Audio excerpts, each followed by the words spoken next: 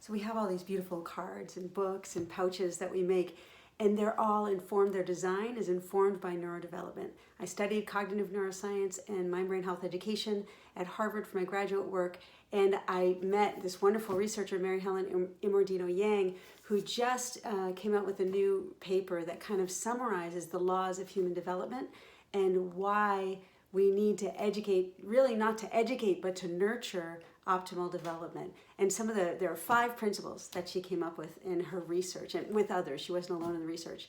They are, first, that humans are living dynamic systems with agency. What that means is agency, we have the capacity to choose. We actually need to choose. We need to find what drives us and make choices based on that. That's why this looks like we call it the candy store, right? The teacher candy store, because it's delightful to look at, it's enticing, it invites you to come and choose some activity that's meaningful and valuable for your development. So that's first, you have agency, you're dynamic, you're changing all the time, and you have agency.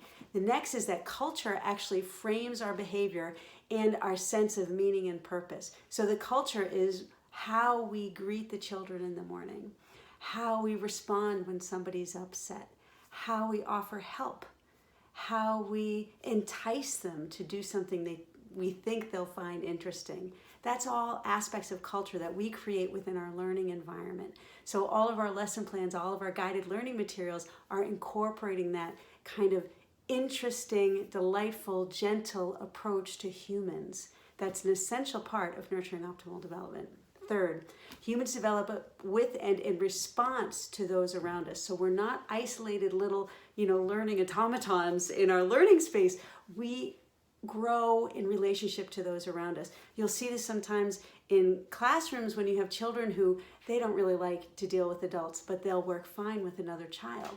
They can get the lessons they need, the direction they need, often from another child and indirectly from us, because we give it to the other child and then the child repeats it when they give it to the child who's kind of resistant in some ways.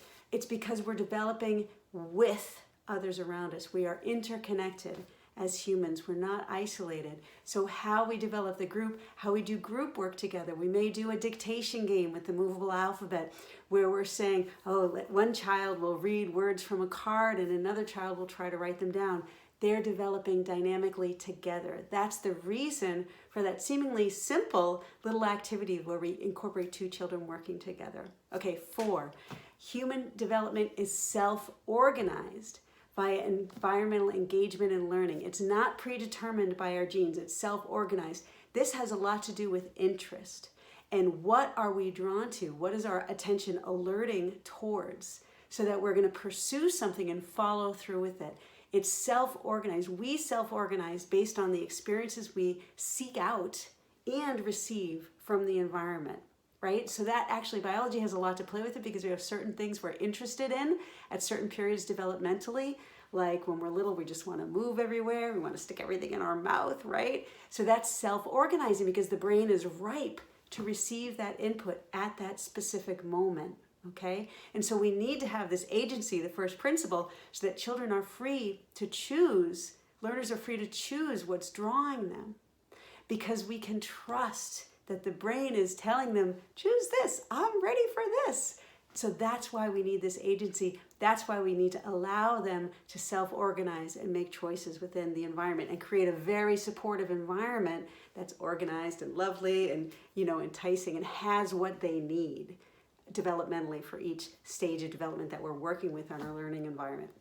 And next, learning is dynamic and context dependent. So it's not from day to day. Sometimes we'll learn something one day and we forget it the next day. This is not a problem. We need scaffolds and repetition to help reconstruct the knowledge that we were starting to build. This is dynamic skill development. It's constructivist education because we create the knowledge that we retain. And we have to have repeated application and scaffolds. So when we have this beautiful environment that's set up orderly, so you go top to bottom, left to right with order from least to most complex in our learning environment on our shelves, that's because of this need for scaffolds and learning supports in our environment that helps us develop optimally. Okay, so those are your 5 principles, and that's what all of Matrix Learning's materials are rooted in those developmental principles. And if you're interested, go look up Mary Helen Immordino-Yang, and Weaving a Colorful Cloth is her paper that summarizes those 5 principles. Thanks.